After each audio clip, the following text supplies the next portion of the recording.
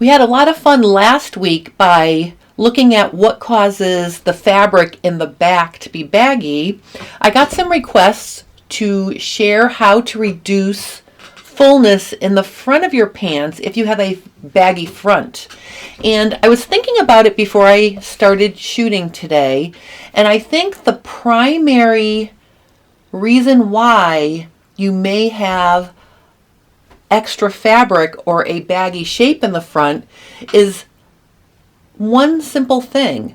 I think it has to do with the angle of your center front edge. Now, I've talked about this quite a bit in a variety of videos, but let's look at it from a sort of a different perspective. I always talk about the center front edge and how it's appropriate for the shape of your waist. Now you can see on this dress form, this is a standard size 6 dress form, and you can see there's a defined waist here, meaning the waist is smaller than the full hip, and it's a smaller measurement. So if you have that shape, then having an angled center front seam is appropriate because it creates a dart in the middle of your pants. Let's look down at my little mini pattern pieces here, and you can see that I have a front leg here, and what I'm going to do is I'm literally going to take my ruler and I'm going to draw my center balance line here just to give us a guide, like this. And then I'm going to go ahead and draw what the center front edge would look like if it were parallel to the center balance line. So if the center front edge were straight or parallel to the center balance line, it would look like that. And you can see that this is parallel to the balance line. The original center front edge was angling in some. So basically it angled in. Now when your center front edge angles in, it's creating a dart. So I'm gonna, just to make extra use of this single piece here, I'm just gonna cut it out so I can get rid of my straight front edge here. Okay, and then I'm going to cut the front of a second piece here because I want to show you what happens. All right, so if I were to sew these two together, what I want you to notice, what's happening here is I'm getting a curve, or I'm getting a curved center front edge. Why am I getting a curved center front edge? I'm getting a curve because in here, this is a dart. So you may be saying to yourself, I know darts contribute to ease and draw fabric into the garment. That's why if you have a prominent behind in the back, it's likely you're going to need 2 waist darts on each leg to help form a cup shape to accommodate your curved behind. But if you're working in the front and you have let's say you have a flat tummy like my dress form here, you'll notice it's relatively flat. If that's the case, having an angled center front seam will fit a defined waist because you're closing the dart. It's forcing up the side seams like this to sit on a smaller waist. I've never talked about it that way, so you're going to have to decide if you need that center front edge angled, because if you're a rectangle shape, and the perfect model for that would be me. So I'm just going to show you here that my waist, you can see it's very similar in measurement to my hip, my high hip area. So my waist, my hip, all of these measurements are very, very similar. So what happens is when you create an angled center front edge like this, and you have a rectangle shape, and there's nowhere for this fabric to go up vertically to sit on a smaller waistline, what happens is it basically pushes down like this. I'm going to do it on just half so you can see what happens here. I can use my wonderful booster magnets to help me illustrate this. I'm going to push this down so it's straight. Well, first I'm going to put some booster magnets over here to hold that. Then I'm going to push this down a little bit. And you can see what's happening is it's making a little bit of shape here, because what happens is if you're a rectangle, the curve isn't going to fit you and you end up with a pooch at your center front. So that pooch can actually look like extra fabric on your center front edge. So by straightening it, and I'm just going to show you here, if I were to make a straight center front edge, and I guess at this point I would have to fill it in. I wasn't really thinking this clearly here. Hold on, let me get myself a little piece of Scotch tape. All right, and then I'm just gonna, let's just straighten this back out. Okay, and then I'm gonna, I'll make a similar one over here where we'll just straighten that out like this. Okay, you can see that this waistline is much straighter going across. It is dipping down because this is a low-rise front. You can see that the front is coming down. The waist isn't straight, but if this were straight, it would go straight across. And even if this went straight across, if the waist went straight across and the rise was, you know, equally high at center front, you would still get an angle if you had an angled center front. I mean, it would make a curved waist even if it was straight. So just to show you here, I'm going to show you all the things.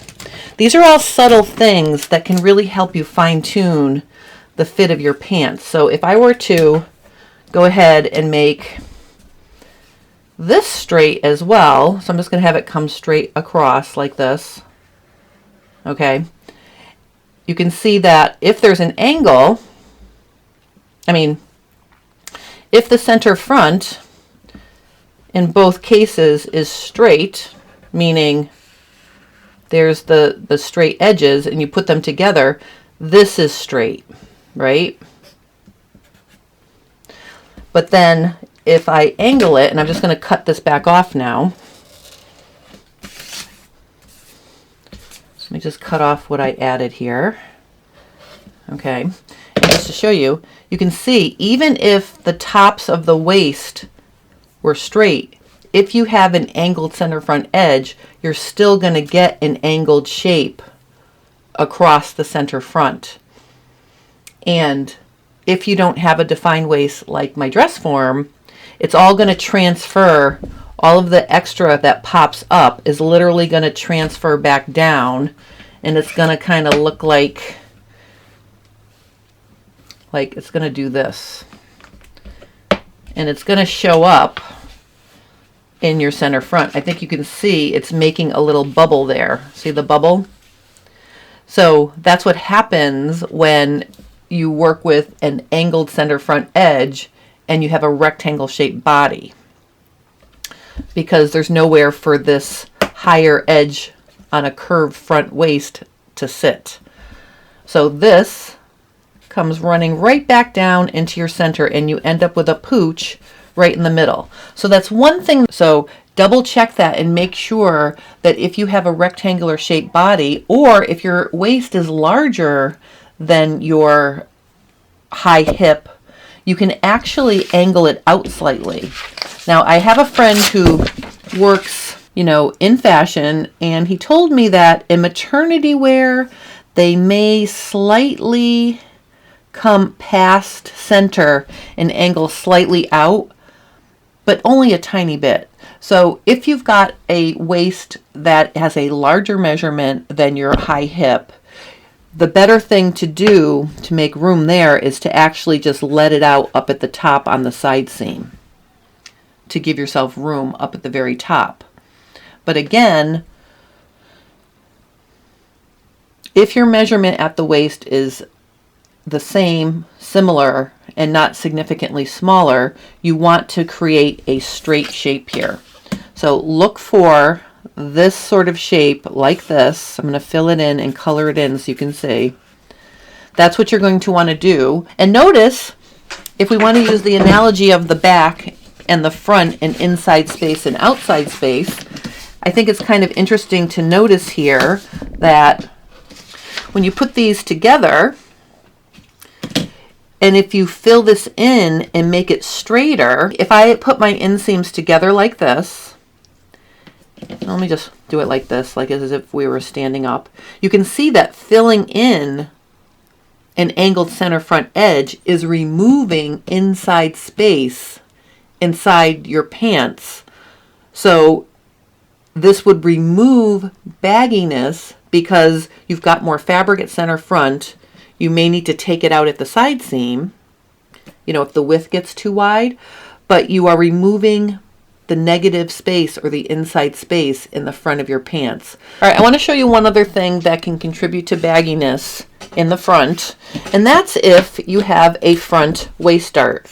If you've got a front waist dart in your pants, what that means is that when that pattern was drafted, the waist was considered, and then they added the amount of the dart take right into the waistline to create that dart. So you're actually bringing fabric into the front leg. When you sew this dart up, it creates, you know, a cup shape, which would help fit a prominent tummy.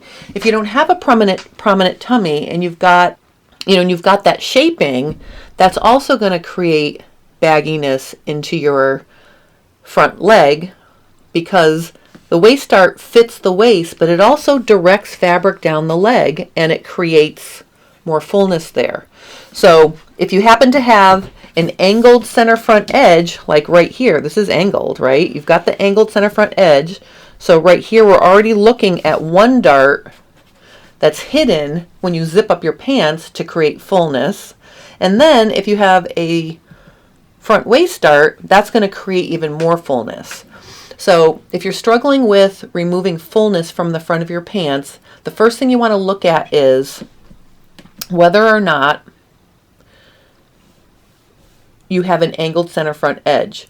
If your waistline is significantly smaller than your high hip, that's okay, because the fabric will go up and there'll be a place for it to go up here when it creates a smiled shaped front waistline. But if you're a rectangle, straighten it out so that the waistline goes straight across your body and it's not creating that shape in the front. So I feel like this is a little bit less involved than working on bagginess in the back. But remember, I'll bring back my messy front leg here. Straightening out your center front fills in some of that negative space. So if I bring back my back here, you know, all of this is negative space. So here's my back, you know, my crotch, right? So if I straighten this out, I'm removing some negative space or inside space from the front of the pant. And then secondary, look for front waist darts. If you've got front waist darts and you've got a flat tummy, I would scoot those right off the side and skim them off the side seam to remove more. And I just want to point out, to finish this little discussion up, if you've got a dart hidden in your front closure because you've got an angled center front edge and you try to take it out from the side, you're still going to end up with a pooch here. You can't pull a pooch flat, or you can't pull a cup shape flat. So that's why that's a little sneaky little detail that can create havoc in your front. And it's as simple as straightening out the center front edge or eliminating a front waist dart. So another thing that can happen is if you have a full tummy and you're trying to make room for that, I get a lot of questions about, you know, people who are fitting their tummy, and in order for it to fit around here, then you end up with a lot of extra fabric directly underneath the fullest part of your tummy. And that happens because you're going from a wider measurement to a narrower measurement. And you can minimize that by playing with, taking it in at center front. You can play with that by taking it in a little bit from the side seam, but you also don't want the fabric, unless you're making a fitted pair of jeans, to contour the shape of your tummy and then cup under your tummy and then go around to the crotch. So to make pants that hang nicely, you want to make sure you have enough room in your tummy and then allow it to hang similarly. So really it would look similar to the back. You'd have extra fabric here because your tummy is the larger measurement, and then the fabric falls below that. But you can see even from here, if I pull it out a little bit, you can cup it back in. And if I turn this to the side, you can see better, I think, even. If I pull at the side seam a little bit, I can get some shape back underneath and get rid of some of that fullness. So if you're dealing with a baggy front, I hope this helps you. If you're enjoying my content, please consider liking and subscribing to my channel, and I hope you have a wonderful rest of your day.